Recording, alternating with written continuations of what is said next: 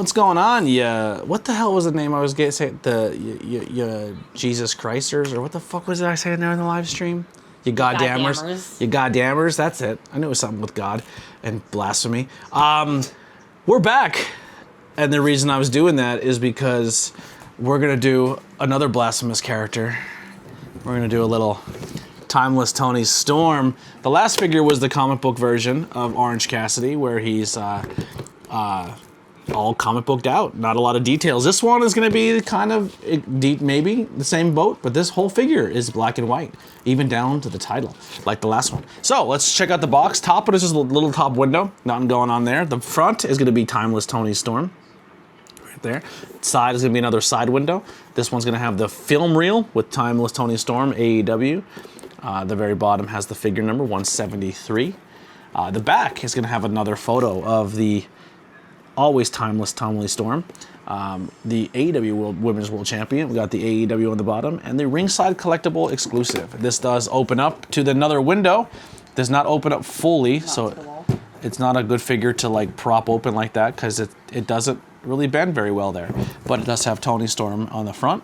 Little lipstick kiss where it says her name and the signature, and a bunch of different reels of her there.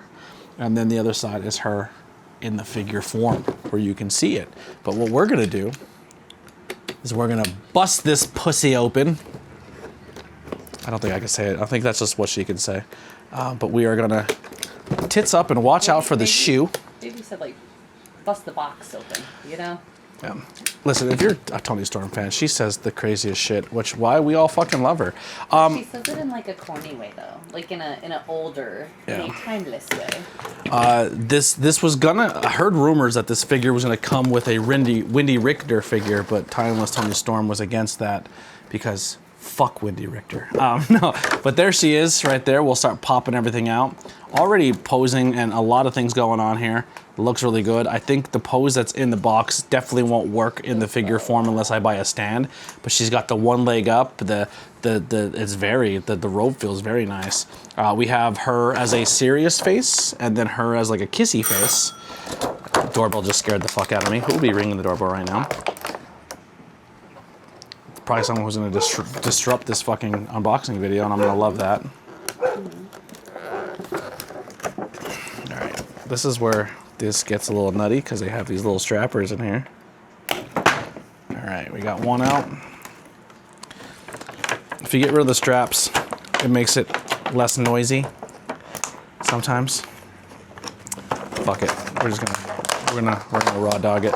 The title belt, all black and white. One of my favorite title belts. I think the women's title is just as nice as the men's title. Now the cool thing here with this figure is that. Thank you. Someone just dropped it off. Who is it? Mike. Oh, thank you, Mike. Mike dropped something off the guitar for her. For my guitar. It's open mic night. One hand is opened. We have the open hand with the tattoo on the finger, which is kind of cool. The second hand, which is interesting because it has the Jedi logo on it, which is kind of interesting that they were going to put that on there. But it does. They made it look like a bird. Maybe she changed the tattoo, but I thought it was a Jedi logo. In her hand is the shoe, which is kind of cool. I actually didn't know it came with the shoe. I didn't know the figure came with one. Yeah. Here's a thing too. Talking about Toni Storm figures, the only Blood and Guts figure I don't own is the Wheeler Yuta one so far, and the Darby Allin Brody King one, which I will own the Brody King one and Darby one because I do love Brody King, and I collect them, so I'll eventually get them. I'm not a huge Darby fan. I don't hate Darby. It's just not my favorite. But oh boy, they put a lot of plastic on her, so we're gonna start taking all the plastic off her. That kind of holds her in place in the box. So we're gonna start stripping that off. No knee pads on this one. Sometimes she wears knee pads, sometimes she don't. Which it's funny that she does that because a lot of older school wrestlers didn't wear knee pads, and that's kind of why she simulates that. Articulation on this figure is wild. Tons of stuff. I gotta take the robe off to do it all because once again, more fucking shit. There's tape and everything on her. There's so much going on here. Okay. But yeah, I'll show you without the robe. But here she is in all her timeless glory, posing and voguing or whatever the hell's going on here. The face, the legs, she looks like the Black Dahlia. You know what I mean? That's kind of what she's going for. She's probably the most full-figured figure. I don't think there's other figures that they put that much butt on her, but it's Toni Storm, so it is what it is. She knows what sells on the camera, but there she is there. The robe feels great. It's really nice. If I want to feel that, that might be one of the best cloth robes I've ever felt on a figure. Holy crap, though. From a seamstress point of view, they used a tulle fabric that is extremely hard to sew on, and they gave her layers, baby. Yeah, it's crazy. There's a lot of detail to it. Very, very well done. Very well done. There's not even like any little strings hanging off of it. There's the shoe, which we will put on her. Let's put her jacket back on. Like I said, this is probably the nicest jacket I've ever seen put with a figure, which it should be. I mean, Timeless Toni Storm is, in my opinion, this is a conversation we had earlier.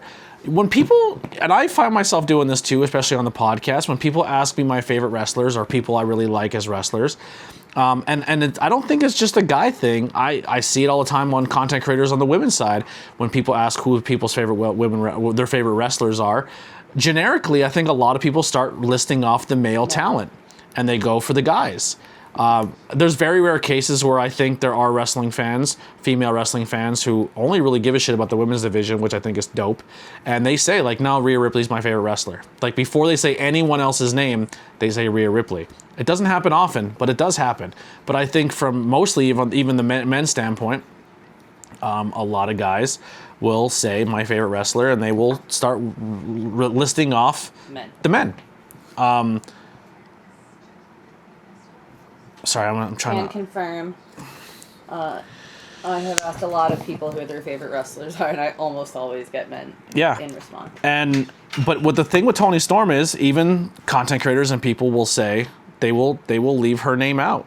And I will say this: I think when it comes to Toni Storm, star power, and the star power, and the TV time, and the crowd reaction, and what she brings to the table, I think she is the AEW's top star. I truly, truly feel that way. I think, no disrespect to Will Ospreay and Kenny Omegas and everything, but the last 2 years, Toni Storm has been the top draw of the company. I think she's had some of the best matches. She's had the best storyline. She's dominating when it comes to what she's performing in the ring.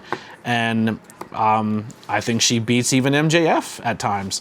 The all-out storyline with him and Adam Cole, which we're going to unbox here in a little bit, was kind of winding down. Like, that storyline was kind of coming to an end because of injuries and everything that we know that happened when we talk about that on that unboxing. But Toni Storm has essentially set the benchmark and set the tone for what the company has had, and I think she is the top star of the company. And I think she's the biggest draw.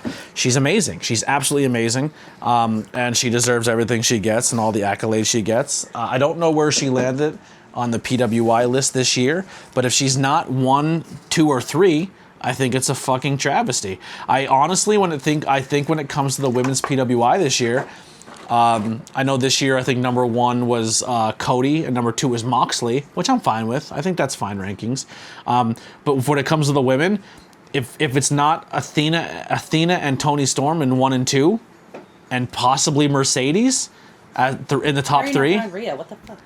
I don't think Rhea had a dominant year this year. She still grabbed back the women's title twice. Athena never lost it. Okay, but Mercedes, just saying you can't say Rhea's not. Okay, Mercedes has had a 9 fantastic year. She You're had right. 9 titles. But by title wins, then she should be number 1. Yeah, by your standards, I think Mercedes should be number 1. Yeah, I think kayfabe. That's kind of what the list. Where's the room for Toni? I think Toni's number 3. She was the top draw for this entire year. I think the match with her and Mariah May was one of the best female matches of the year. I agree. You know, I think it outshines anything that Mercedes does. I don't think I would agree. understand where you're Yeah. coming from with it. I just But speaking of figures and blood and guts, if we don't get, and I know she's no longer with the company, and I know the Jazzware deal is kind of up in the air if they're going to renew it, but if we don't get a blood and guts Toni Storm and a bloody version of Timeless Toni Storm with Mariah May, or at least just something with it, with the table where it says the end or the fin, like it's a thing with the bloody shoe. It has to happen. But yeah, I'm gonna cut it off there. But Timeless Toni Storm, I fucking love this figure. I'm so happy I got it. The jacket really is, I think, my favorite part. I think the jacket's so good. Best figure. I put the kissy face on her, and I'm putting the hand up and her holding the shoe with the title around the waist. That's gonna do it for this unboxing. Stick around next month, for the next week, for the next one, where we unbox the ROH, my first ROH throwback figures, and we're gonna do Brody Lee.